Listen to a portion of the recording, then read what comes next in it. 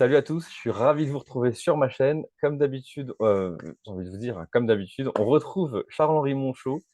Bienvenue à toi, Hello, Charles-Henri, comme d'habitude. Tu es un merci. habitué, je suis Rachid. ravi de te retrouver. Je te remercie pour Ah, tes nombreuses participations.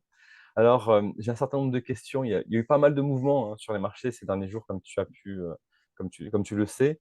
Et ça fait que j'ai pas mal de questions pour mes auditeurs.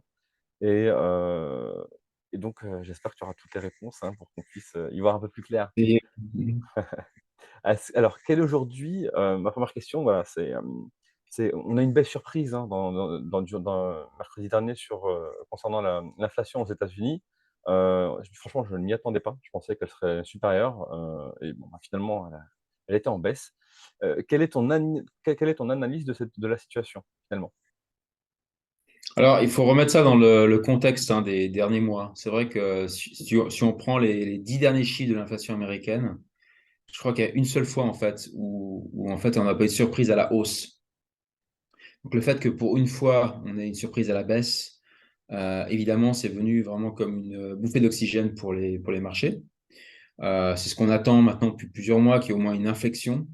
Mm. Même si je rappelle que le chiffre, en fait, que ce soit ce qu'on appelle le headline inflation, c'est-à-dire qui comprend à peu près tous les composants du panier, et puis le core inflation qui enlève en fait tout ce qui est énergie et alimentaire. Les deux chiffres restent très élevés, mais c'est vrai, montrent un infléchissement par rapport au mois dernier. Et donc voilà, c'est ce que les marchés attendent depuis un moment.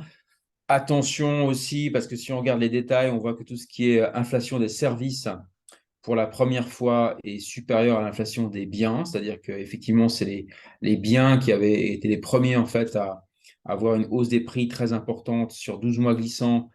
Comme les bases de comparaison sont plus difficiles, ces prix sont en train la hausse des prix, pas les prix, la hausse des prix est en train de baisser. Et puis par contre, les services, ça n'a jamais été aussi haut. Et donc, il ne faut pas non plus surinterpréter ce chiffre, hein, parce qu'évidemment, la Fed, oui, elle veut voir l'inflation baisser, mais elle veut voir l'inflation baisser de manière très nette. Et donc là, on reste quand même bien au-dessus en fait de la cible de la Fed, hein, qui est 2%. Donc on est très au-dessus. Et donc ça veut dire que la Fed va continuer à resserrer ses taux. Mais c'est vrai que bon, bah, après l'année qu'on a eue, hein, c'est quand même un bear market conséquent. Et donc, le fait de voir certains chiffres surprendre plutôt en bien, puisque c'est inférieur en fait aux attentes, bah, ça amène cette bouffée d'oxygène à un marché qui, c'est vrai, est quand même relativement positionné de manière défensive, voire de manière short. Et donc, bah, pour tous ceux qui sont short, en fait, c'est lorsque les nouvelles positives arrivent, ils sont obligés en fait voilà, de renverser en fait leur position. Et donc, ils sont acheteurs, quelque part acheteurs obligés, on va dire.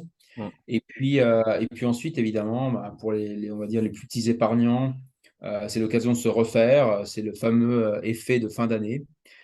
Et donc, ça a créé ce mouvement très violent, en fait, jeudi, sur les marchés, avec un Nasdaq à plus de 7%. Voilà, et le Dow Jones et S&P 500 aussi qui ont rebondi de manière très forte.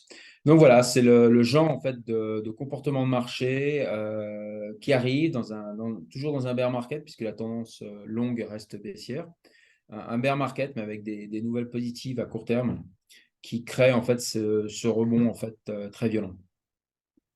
D'accord. Et comment te dire? Qu'est-ce que tu penses des conséquences d'un ralentissement de la hausse des taux de la Fed? Parce que justement, comme tu l'as dit, l'inflation reste toujours très élevée par rapport au taux actuel. Il y a 2 semaines, Powell s'est montré très clair enfin, il a toujours son ton belliciste vis-à-vis de l'inflation. Donc, du coup, je me demande dans quel état enfin, dans quel esprit est-ce qu'il est en ce moment suite à cette belle surprise de l'inflation. Et surtout, ce qu'il a dit, c'est qu'il allait, la hausse des taux allait continuer, même si elle serait moins importante qu'elle a été ces derniers mois. Mhm. Et donc finalement, bah, comme tu l'as si bien dit, on a toujours cet écart et il faut qu'on le comble pour se rapprocher au plus près, donc à savoir cet écart de 2%. Sinon l'inflation, bah, elle repart à nouveau, en avant et on doit encore de nouveau courir après. Donc, disons que je ne comprends pas pourquoi est-ce qu'on voudrait ralentir, la hausse des taux face à une inflation, qui est toujours, loin devant. Comme tu l'as expliqué, et je pense que ça a été assez clair en fait au dernier meeting de la Fed. Jerome Powell a indiqué que en fait, il y avait des erreurs dans le passé d'arrêter le mouvement disons, de resserrement monétaire trop tôt.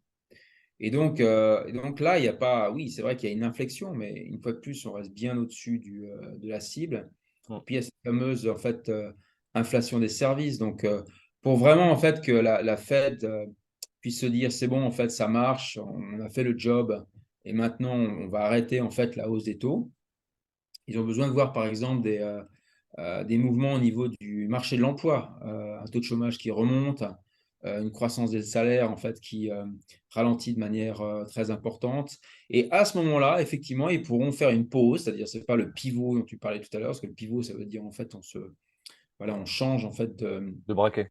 de braquet. Donc là, c'est une pause. Parce qu'en fait, aussi le danger pour la Fed, c'est de déclarer victoire trop tôt. Ça veut dire que les marchés actions peuvent connaître un rebond très important. Les marchés obligataires peuvent voir les taux donc l'écart entre le crédit et les obligations d'État se resserrer énormément, voire même d'ailleurs les taux longs en fait baisser. Alors qu'est-ce que ça produirait en fait un effet comme ça? Bah, c'est que les conditions, ce qu'on appelle les conditions financières, deviendraient tout d'un coup beaucoup plus favorables, et des conditions financières très favorables, ça peut être aussi inflationniste. Donc vraiment pour que le job en fait de la Fed soit fait, et je rappelle que la Fed elle a besoin de rétablir la crédibilité, parce que c'est vrai qu'elle est restée très en deçà en fait de là où elle devait être pendant des mois, et donc maintenant elle doit être crédible. Jerome Powell, il veut être vu comme Monsieur Volcker, hein, c'est le fameux banquier central qui a réussi à vaincre l'inflation dans les années 70 et 80. Oui, Donc, lui, il va être vu en fait comme celui qui arrive à véritablement vaincre l'inflation. Et donc, il ne peut pas se permettre en fait de déclarer victoire trop tôt. Et c'est pour ça que le mouvement de resserrement de taux va continuer, avec peut-être une pause en 2023. Maintenant, lui, le marché action, il essaie d'anticiper les choses. Et donc, c'est pour ça qu'on voit ces mouvements très violents. On a vu aussi des mouvements très violents d'ailleurs sur les marchés obligataires, puisque la baisse du 10 ans et même du 2 ans a été extrêmement spectaculaire. Mais voilà, il faut voir, il faut remettre ça dans le contexte de positionnement de marché qui, eux aussi, étaient un peu extrêmes. Voilà, il y a une réaction à court terme, mais il ne faut pas non plus, disons, extrapoler ça en fait pour les mois qui viennent. On verra, il y a d'autres chiffres d'ailleurs qui vont tomber. C'est aussi un marché qui reste très dépendant de ce qui se passe au niveau enfin, l'inflation, le headline inflation, reste très dépendant de ce qui va se passer au niveau des matières premières, par exemple. On ne sait jamais, hein, il y a une autre nouvelle très importante qu'il faut quand même mentionner cette semaine, c'est la volonté de la Chine d'être un peu moins stricte en ce qui concerne les restrictions liées au Covid. Et alors attention, parce que ça peut être aussi en termes de demande quelque chose de relativement puissant, et voire potentiellement pousser par exemple le prix des matières premières à la hausse. Et donc ça, ce serait assez destructeur pour le travail de la Fed. Donc voilà, ça reste une situation quand même relativement complexe. On a une situation en fait d'inflation qui est relativement forte, qui reste très forte, même si elle ralentit. La croissance aux États-Unis aussi, il ne faut pas oublier, au quatrième trimestre, pour l'instant, est en train de surprendre à la hausse. Il y a un indicateur qui s'appelle le Atlanta Fed Nowcast, hein, qui essaye vraiment de prendre une photo des événements économiques qui soit la plus adaptée possible. Et en fait, cet indicateur est en train de montrer que l'économie américaine fait relativement bien au quatrième trimestre. On parle d'un taux de croissance du PIB de 4%, ce qui est bien supérieur aux attentes. Et donc, on n'est pas du tout en fait dans un phénomène où la Fed a tellement monté les taux qu'elle est en train de détruire la croissance, créer une récession, et que donc, du coup, il faut qu'elle arrête. Donc là, en fait, la Fed, elle a devant elle quoi? Elle a un taux d'inflation très haut, une croissance qui potentiellement peut surprendre à la hausse, et des marchés qui sont en train de reprendre des couleurs. Donc ces trois effets combinés font que elle ne peut pas s'arrêter en fait en si bon chemin. d'accord. Ah, c'est plus clair. Euh, alors, autre question que j'aurais, c'est, en ce moment, on observe une baisse de l'indice US dollar, hein, et donc, quel en est l'impact économique aux États-Unis? Et autre question, hein, dans la question, c'est également quel en est l'impact économique mondial? Mhm. Alors, le taux, la hausse du dollar, elle a été, c'est une tendance haussière qui a duré très longtemps, Mm. parmi les plus longues en fait de l'histoire. Pourquoi? Parce que En fait, on a les États-Unis qui, effectivement, resserrent les taux de manière agressive et ont une croissance et un accès aussi au marché de l'énergie que n'ont pas d'autres grandes puissances à l'heure actuelle. Donc l'Europe, on sait, oui, elle remonte les taux, mais elle est très en fait en retard par rapport aux États-Unis. Elle a un problème de crise énergétique. Elle a une croissance qui est en deçà de la croissance des États-Unis. Et donc l'euro s'affaiblit. Le Japon, c'est encore pire. Il n'y a pas eu de hausse de taux. Elle est aussi dépendante de l'énergie. Et donc le yen s'est affaissé de manière considérable. Et puis la Chine, elle avait le problème en fait de la politique de Covid, de restriction de Covid.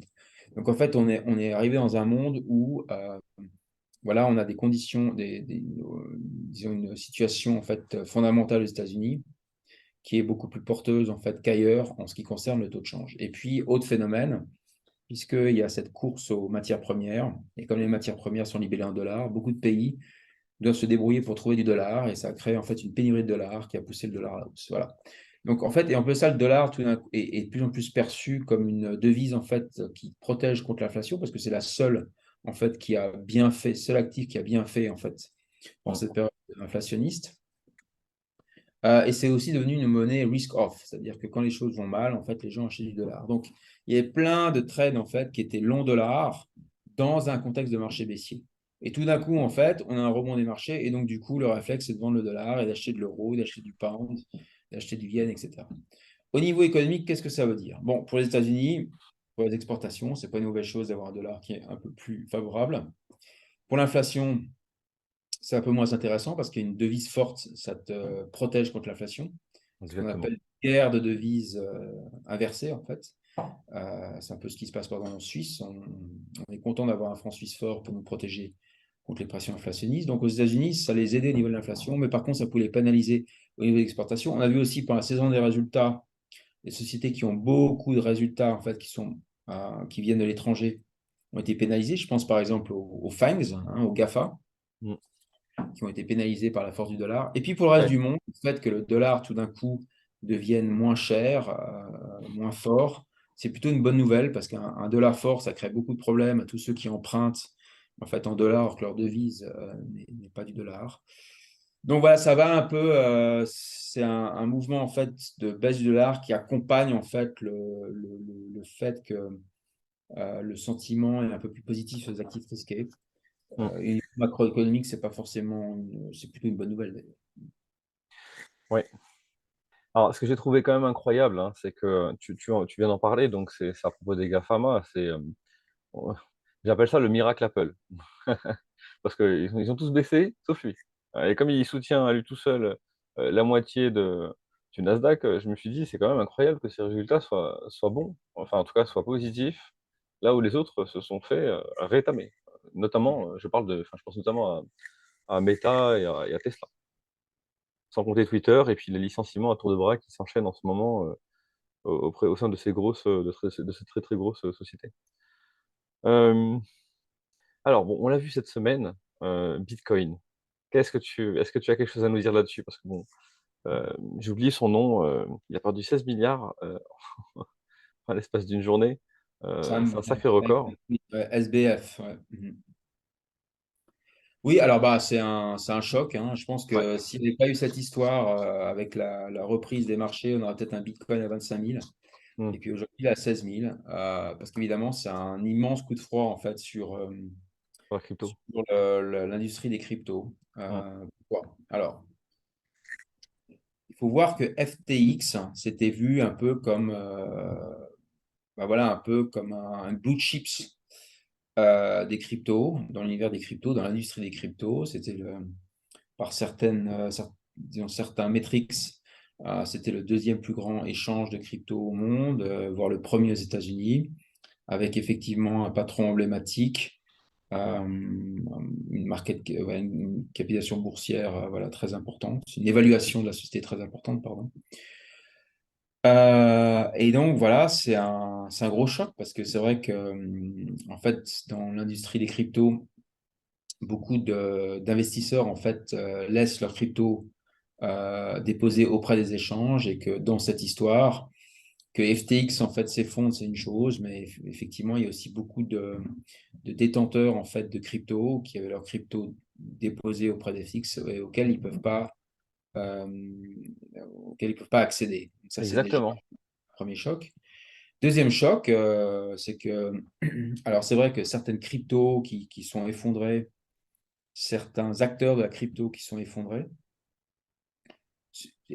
certains étaient perçus comme des gens pas sérieux, etc. Or que là, il faut quand même rappeler que l'entreprise FTX a été investie en fait, vraiment des acteurs clés du capital risque ou de la gestion actionnelle, donc des Sequoia, des Tiger, des SoftBank, euh, également BlackRock, Mm. le fonds de pension des enseignants de l'Ontario, Oui, Temasek à Singapour. Donc voilà, il y a toute une liste en fait d'acteurs très sérieux.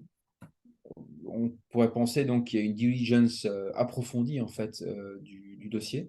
mm, Et apparemment, c'est vrai qu'il y avait tout un système en fait qui était relativement caduque avec voilà un effet de levier utilisé pour pousser à la hausse en fait les tokens FTT. Euh, la société d'investissement elle-même voilà, investit dans les tokens FTT, des comptes clients qui n'étaient pas ségrégés en fait sur l'échange. Enfin voilà, il y a plein disons, d'erreurs et de malveillances qui ont eu cours et qui fait qu'aujourd'hui, voilà, FTX est rayé de la carte. Ils ont déclaré Chapter 11 aujourd'hui. Le CEO a démissionné, est ruiné. Mais surtout, ça jette un immense coup de froid sur une complètement. industrie qui n'a pas besoin de ça cette année. Voilà, donc maintenant, on a Bitcoin qui est en baisse de 77% depuis les plus hauts Mm. 2021 et évidemment d'autres cryptos qui ont souffert encore plus. Et ben voilà, c'était une nouvelle économie qui est en train de devenir une microéconomie avec voilà, forcément des conséquences au niveau de la crédibilité.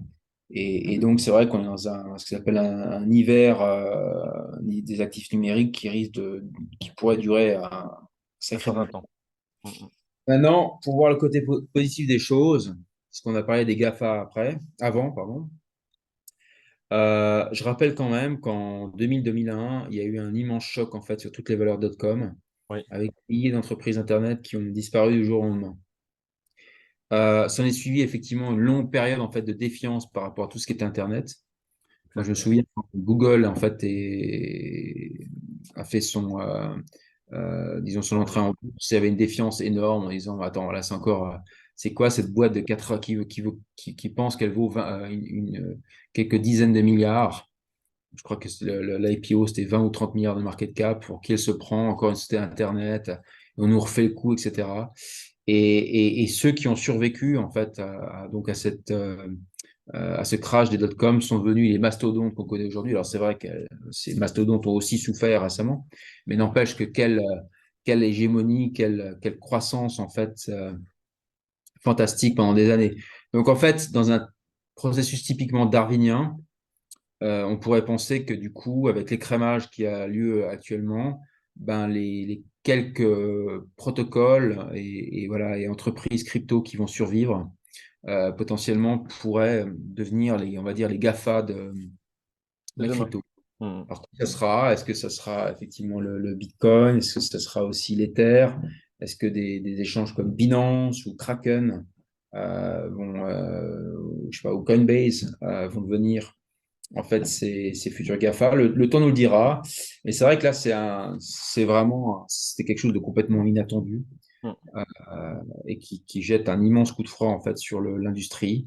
Et voilà, on va voir quel va être aussi quelque part le floor, le bottom. Mm. Euh, et ensuite, combien de temps on va mettre en fait pour rebondir en fait de cette situation. Ça marche. Et je vais avoir une dernière question. Mhm. Alors, rien à voir avec les cryptos, cette fois-ci, ça concerne les midterms aux USA. Donc, très clairement, il y a deux scénarios hein, qui se profilent. Enfin, on a d'un côté donc Trump hein, qui revient à la charge et de l'autre Biden qui conduit de plus en plus, j'ai envie de dire, vers la sortie, notamment avec tous les scandales qu'il y a autour de son fils. Concrètement, si, enfin, qu'on aille sur l'un des scénarios ou l'autre, Qu'est-ce que tu pourrais nous en dire? Et d'ailleurs, qu'est-ce que tu penses de enfin, quel scénario serait le plus sérieusement envisagé, hein, finalement? Parce qu'on parle également de manipulation, des votes, électroniques ou par correspondance ou, pardon, ou à l'urne. Je n'ai j'ai pas tout bien suivi, mais, voilà, on parle d'élections qui sont un peu, trafiquées, on va dire. Bon, je n'ai pas vraiment d'éléments là-dessus, sur le côté élection trafiquée, mais ce que je veux dire, c'est que premièrement, était attendue une vague républicaine qui n'a pas vraiment eu lieu. Donc, on dirait qu'ils vont avoir en tout cas voilà, le Congrès. Le Sénat, ça reste difficile en fait à dire qui va l'emporter. On va vers un scénario qui est assez typique aux États-Unis, c'est-à-dire que la deuxième partie en fait de la présidence qui dure 4 ans, on va avoir un gouvernement divisé, c'est-à-dire que voilà, voilà, la Maison Blanche n'est pas forcément à la même couleur que le Congrès et ou le Sénat. C'est relativement classique en fait. Par contre aussi, ce qui est observé historiquement, c'est qu'il y a ce qu'on appelle le cycle présidentiel. Mmh. Voilà, un cycle de 4 ans où en général, la deuxième année, c'est-à-dire l'année en fait du midterm, c'est-à-dire cette année, l'année où on est en 2022, est en général très compliqué pour les marchés parce que justement, voilà, il y a eu certaines premières mesures mises en place qui ne marchent pas forcément et donc il y a l'incertitude qui est liée à un possible changement en fait de couleur au Sénat et au Congrès. Et ensuite, une fois que la décision est passée, la troisième année est la meilleure de ce cycle de 4 ans. Donc, potentiellement, maintenant que l'élection mi-terme est derrière nous, on va voir le résultat final, on pourrait effectivement avoir une année 2023 euh, qui politiquement soit plus facile. Alors en général, comment ça s'explique? C'est que parce qu'en fait, on se rapproche de la prochaine élection présidentielle, il y a en général une politique fiscale, voire monétaire, qui est plus favorable pour les marchés financiers. C'est en général le facteur en fait qui explique le fait que la troisième année sur les 4 du cycle présidentiel soit meilleure. Donc on va voir si c'est le cas. Mais effectivement, c'est quand même un écueil en fait politique qui est derrière nous. Ce qu'on va peut-être voir en fait arriver, c'est ce qu'on appelle le plafond de la dette, c'est-à-dire qu'en général, quand il y a des mesures proposées par un parti et que l'autre parti n'est pas d'accord, en fait, il y a un mécanisme qui fait que se met en place ce plafond de la dette. Alors, ça crée toujours du stress sur les marchés, on en parle pendant des heures et des heures, et au final, en général, ils vont outre. Mais c'est ce qui pourrait se profiler en fait dans les prochains mois. Mais une fois de plus, hein, si on regarde les statistiques, la troisième année du cycle présidentiel est en général la meilleure pour les marchés et la deuxième la pire. Donc, c'est peut-être, j'ai envie de finir sur ce message optimiste. 2023 pour être politiquement plus favorable que 2022. Voilà. Ça marche. Je te remercie pour tes réponses C'est moi, je te remercie pour l'invitation et les questions. et je te dis à très bientôt. À bientôt. Ciao, ciao. Ciao, bon week-end. Bye. Également, merci. Ciao, ciao.